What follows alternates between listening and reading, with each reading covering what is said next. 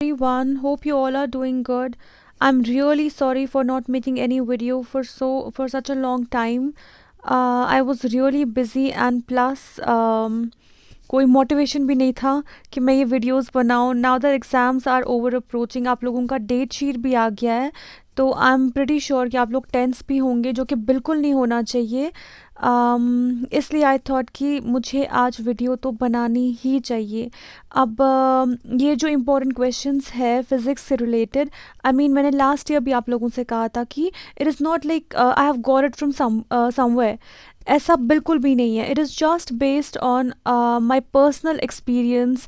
जितना भी इतने सालों से हमने देखा है कि क्या होता आ रहा है, कैसे पेपर आता है, कौन कौन सी चीज़ें ज़्यादा इम्पॉर्टेंट होती है, तो उस बेसिस पे, उस एक्सपीरियंस के बेसिस पे ये क्वेश्चंस मैंने फ्रेम किए हैं. एंड मतलब बहुत सारे टीचर्स ने मिलके फ्रेम किए हैं.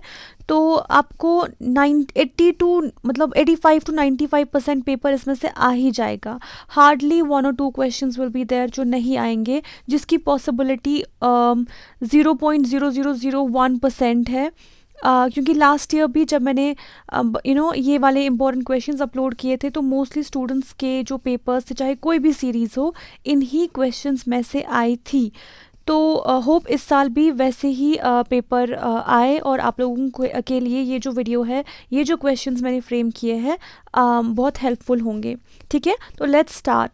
And please do share these videos because सबको हेल्प मिलनी चाहिए. Don't be mean at this particular time. This video is particularly for दो students who have not studied anything throughout the year. अब इतना सारा सिलेबस एक साथ देखने के बाद डेफिनेटली कोई भी टेंस हो जाएगा. they may not be able to understand what to do, what to start with, how to start now. So these videos will be really helpful to them. अब मैंने यहाँ पे इस बार मैं ये नहीं बताऊँगी कि आप लोग कैसे पेपर अटैम्प्ट करोगे. उसके लिए पिछले साल के वीडियोज़ आप देख सकते हो, क्योंकि पिछले साल की जितनी भी वीडियोज़ है वो मैंने फ्रेम किया है, वो मैंने बनाई थी जो नया फॉर्मेट है पेपर का, उसको कंसिडरेशन में रख के. तो आप वो सारी वीडियोस देख सकते हो कि how to attempt physics paper, chemistry और बायो और एसएसटी पेपर और योर इंग्लिश और मैथ्स पेपर. ठीक है, क्योंकि इस साल भी पेपर जो है वो उसका फॉर्मेट सेम ही होगा. There won't be any difference in the format और पैटर्न ऑफ द पेपर. ठीक है, तो अब सिर्फ ये है कि कौन से क्वेश्चंस इंपॉर्टेंट है आपके लिए. Fine, just a second. And one more thing, I'm really sorry for making this video like this, क्योंकि मेरे पास बिल्कुल भी टाइम नहीं था. I was busy with so many things around. मैं नहीं ये अच्छे से टाइप कर पाई जिस तरह से मैंने पिछले साल टाइप किया था. तो very sorry for creating these videos like that. but I'm sure जिन बच्चों को सिर्फ कंटेंट से मतलब है, वो सिर्फ कंटेंट पे ही कंसंट्रेट करेंगे and not the presentation, at least for this time.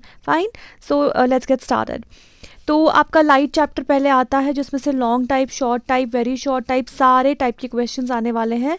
तो उसमें से पहले क्वेश्चन आएगा, हो सकता है, reflection of light and laws of reflection. Define the terms focus, radius of curvature, principal axis of convex and concave mirror, define image and type of image, draw and discuss the image formation in case of concave mirror and convex lens. After that, sign conventions of mirrors and lenses, refraction and laws of refraction. Then very short type में refractive index and refraction through glass slab. Define power of lens. लेकिन आप very short type दिमाग में नहीं रखोगे. आप क्या करोगे, आप सारे क्वेश्चंस लाइट में लॉन्ग टाइप ही लर्न करोगे, क्योंकि फिर कोई क्वेश्चन लॉन्ग टाइप में आए, शॉर्ट टाइप में आए, वेरी शॉर्ट टाइप में आए, या फिर ऑब्जेक्टिव या मल्टीपल MCQ टाइप में आए, आपको वो सारा आ जाएगा. बिकॉज इस चैप्टर में से आपके आई थिंक 8 मार्क्स है. तो सारे टाइप के क्वेश्चंस इसमें से आने की पॉसिबिलिटी है. So don't go for very short type thing, just learn all the questions for long type only. ठीक है, ऐसा आपको हर चैप्टर के लिए नहीं करना है. सिलेबस देखो, मार्क्स डिस्ट्रीब्यूशन देखो, नहीं समझ में आता है मेरे पिछले साल की वीडियोस देखो. इफ़ पॉसिबल मैं इसमें मैं उनकी लिंक इसके डिस्क्रिप्शन बॉक्स में दे दूँगी. ठीक है, ताकि आपको अच्छे से समझ में आए how to attempt the paper. अगर आप 2 ही चैप्टर्स करते हो ना, पहले 2, तो अगर किसी को सिर्फ पास होना है वो सिर्फ वो 2 चैप्टर्स लर्न करके ही पास हो सकता है. But then there are students who want to score 100% marks. So you don't go for hard work, go for smart work. ठीक है, हार्ड वर्क से वैसे भी कुछ नहीं मिलेगा अगर आपको स्मार्ट वर्क से 100 मार्क्स मिल रहे हैं. नॉलेज गेन करना is something else at this particular point of time. Knowledge gain करने के लिए पूरा साल था आपके पास, अभी आपका फोकस कुछ और होना चाहिए. ठीक है, आप जल्दी से सिलेबस कवर कैसे करोगे और आपके मार्क्स भी अच्छे कैसे आए. ठीक, okay then that was all from light. उसके बाद आई defects of vision, hypermetropia, myopia and presbyopia, dispersion and causes of dispersion, formation of rainbow, why sky is blue, twinkling of stars and Tyndall effect. इसके अलावा अगर आपको लगता है कि कोई और क्वेश्चन इंपॉर्टेंट है, you can check my previous years video. उसमें से आप देखो कि अगर आपको लगता है कोई क्वेश्चन इंपॉर्टेंट है अपार्ट फ्रॉम दीज क्वेश्चंस, तो वो भी आप लर्न करने की कोशिश करो. ठीक है, अगर लॉन्ग टाइप भी नहीं करोगे, शॉर्ट टाइप भी करोगे तो क्वेश्चन छूटने की पॉसिबिलिटी कम हो जाएगी, है ना.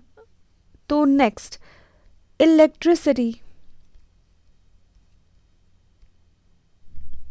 potential difference and electric current with units and measuring devices, Ohm's law and verification, resistance and factors on which it depends, resistance in series and in parallel combination, then heating effect of current, Joule's law of heating.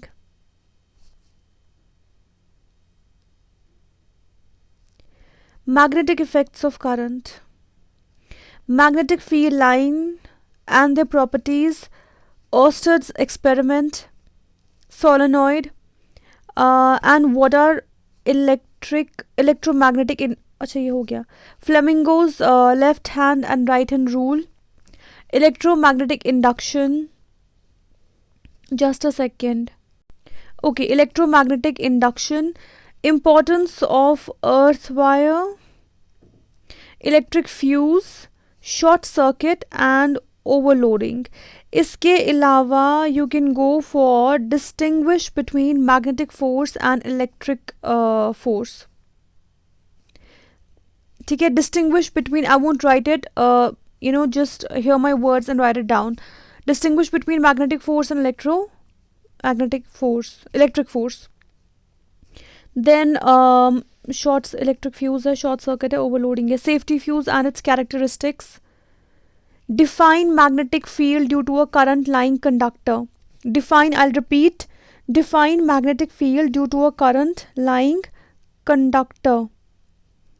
ठीक है, then energy में आप लोग क्या करोगे, जो textual questions है chapter के एंड में, आपको वैसे भी ये चैप्टर 3 या 2 मार्क्स का आएगा, तो या तो इसमें ऑब्जेक्टिव टाइप आएगा MCQ, या तो एक लाइन का आंसर के लिए क्वेश्चन आएगा which is very short type, या फिर 2 लाइन्स के लिए 2 मार्क्स के लिए एक क्वेश्चन आएगा शॉर्ट टाइप और एक MCQ आएगा. ठीक है, तो आपको इसमें long answer type questions learn करने की ज़रूरत बिल्कुल भी नहीं है. You can just go for कोई भी टॉपिक, जैसे इसमें कन्वेंशनल और non conventional sources of energy है. ठीक, तो आप ये कितने मार्क्स के लिए लर्न करोगे, हार्डली 3 मार्क्स के लिए. उसमें से भी आपको पता है कि एक जो आएगा वो किस लिए आएगा, MCQ के लिए. तो आपको 2 मार्क्स के क्वेश्चन के लिए आंसर्स लर्न करने हैं एनर्जी के लिए, सोर्स ऑफ एनर्जी के लिए. तो मतलब कोई बच्चा होता है जो कहता है कि मैं 4 ही चैप्टर्स करूँगा, 5वां छोड़ दूंगा, बट डोंट स्किप इट. ये चैप्टर आपको मतलब वैसे लर्न करना ही नहीं है, आपको बस 2 मार्क्स 1 मार्क के लिए लर्न करना है. तो छोड़ने से बेटर है कि आप वो 2 लाइन्स लर्न कर लो हर टॉपिक में से, that will become easy for you. तो non conventional sources of energy को देख लोगे आप, टाइप्स ऑफ कोल वो भी देख लो, ठीक है। नेचुरल गैस कैरेक्टरिस्टिक्स वो भी देख लो, natural gas characteristics, wind and solar energy के merits and demerits and solar constant. ठीक है, I repeat, conventional and non conventional source of energy, types of coal, natural gas characteristics, then I mean characteristics of natural gas, then wind and solar energy, उसके merits और demerits और solar constant. Apart from that जो भी textual questions है at the end of the chapter, किसी भी chapter के, वो आप अच्छे से कर लोगे। ठीक है, उसमें से आपके जो शॉर्ट टाइप क्वेश्चंस है जो स्टार्टिंग में ही 20 आते हैं, आने के चांसेस है। ठीक है, so that was all for this particular video. I hope कि ये आपके लिए हेल्पफुल रहा होगा। तो इसके अलावा जो मेरे पिछले साल की वीडियो है जहाँ पर मैंने important questions of physics mention किए हैं, आप वो वीडियो भी देखोगे। And if you find any question which you think is important, you want to go for that, do go for that. ठीक है, क्योंकि मैंने कुछ क्वेश्चन उसमें से स्किप किए हैं। ठीक है, so do learn those questions as well.